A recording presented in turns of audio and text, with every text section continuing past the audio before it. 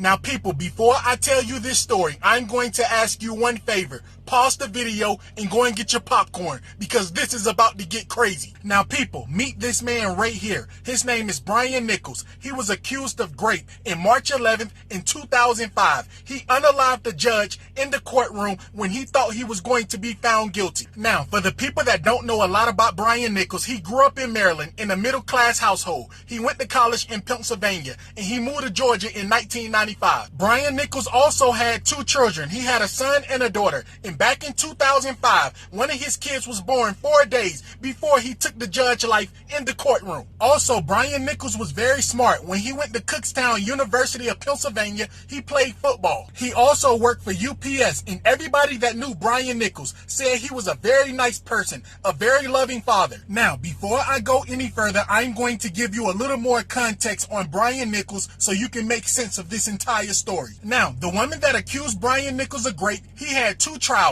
The first one in February the 28th in 2005. It was a hung jury. So roughly a week later, March 11th in 2005, that's where Brian Nichols snapped. Now, you may be thinking, why was Brian Nichols tried again if he had a hung jury on February the 28th in 2005? Well, that's why Brian Nichols snapped. He thought they was trying to railroad him. Now, meet this judge right here. His name is Roland Barnes. He lost his life at the hands of Brian Nichols. Now, Roland Barnes was a Fulton County Superior Court judge, and Brian Nichols was facing a life sentence if he was found guilty. Also, keep in mind, while Brian Nichols was on trial, he did not have any money, so a public defender was appointed to him. Also, keep in mind, when they retried Brian Nichols, the prosecutors did not have any new evidence. The only reason they was retrying the case because the jury could not come to a verdict. Also, Brian Nichols pled not guilty to the rape charges. He thought he was innocent. He felt like he was going to do life in prison for a crime he did not commit. Now, on March the 11th in 2005, Brian Nichols took the life of 4 people that day. Now, you may be thinking, well, Brian Nichols was in court. He was on trial. How did he get a weapon in the first place? Well, people, he overpowered a female sheriff deputy. He beat her and took her weapon. Now, people, the sheriff deputy that Brian Nichols beat, he beat her very bad. He beat her into a coma. She had very serious brain injuries. So after he took the life of the judge, he then took the life of a court reporter that was in the courtroom.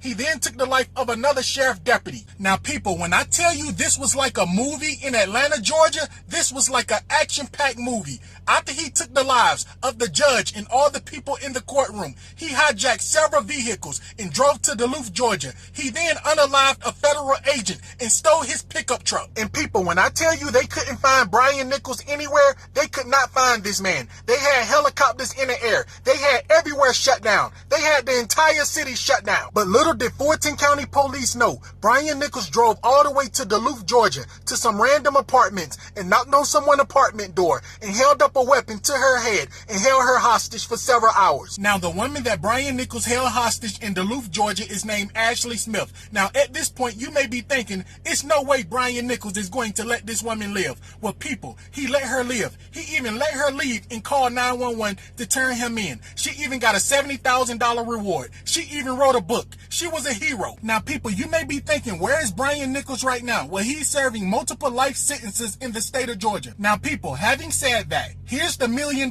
question. Why did Brian Nichols let Ashley Smith live? Do you believe he knew her? And people, mind you, Brian Nichols did not have anything to lose. He just took the life of 4 people. He took the life of a judge, a federal agent, a sheriff deputy. He didn't have anything to lose. Why did he let Ashley Smith live and collect that reward money?